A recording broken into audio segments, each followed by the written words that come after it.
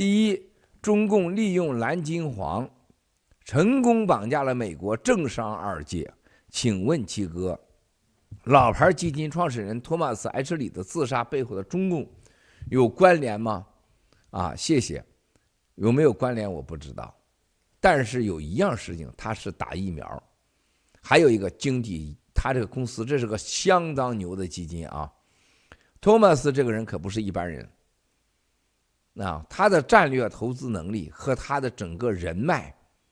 以及他本身和政界、商界的关系，华尔街那不是一般人所以说他的自杀真的是挺吓人的。他相当于中国的什么人物呢？相当于中国有点像马明哲，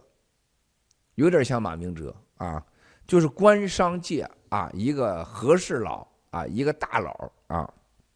而且非常有个性的这么一个人，而且呢，这个跟中共那边也很熟，我不知道跟中共有没有关系，但是他的经济绝对出问题了，而且这是绝对美国华尔街重大事件，因为它涉及了太多的基金股份特别他建的一些投资的一些长期的一些投资的一些公司和股份，那是个很大的问题而且是很震惊这个跟中国共产党也，而且有时候替共产党也说话和几个大佬都很好我觉得可能这一次不仅是政商二界中国怎么会绑架政商二界呢？美国连农民都被他绑架了，是吧？连农民都被共产党影响了，所以说在某种程度来讲，美国被渗透、被影响是全面的。而且华尔街我在1年前、2年前都说过，华尔街、好莱坞以及美国律师事务所，还有那个所谓的4大财务审计公司都是过去吃共产党的钱，帮助共产党骗美国和骗美国养老金那些钱所有的这些人都会很惨。它只是第一个，但是它意义很大，它的基金爆雷了，它的基金爆仓了，而它的基金里边很多原来海航的投资、马明哲的投资、陆金所的投资、滴滴的投资，它全有这个家伙那这只有自杀了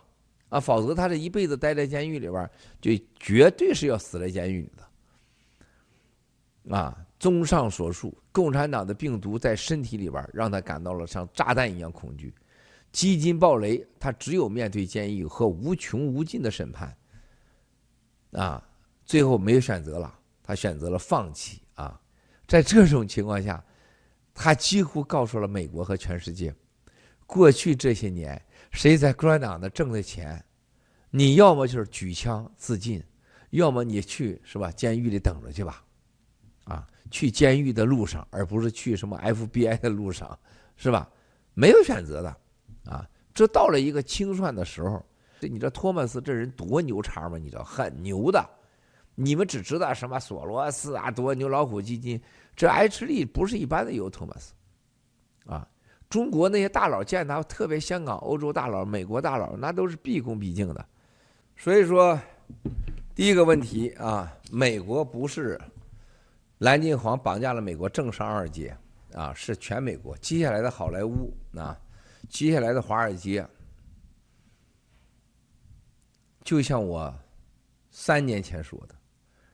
的华尔街可能是他们遇到前所未有的挑战我说是今年6月底7月份没想到这么早就来了这么早就来了，挺可怕的。 Take down the CCP, take down the CCP, take down the CCP.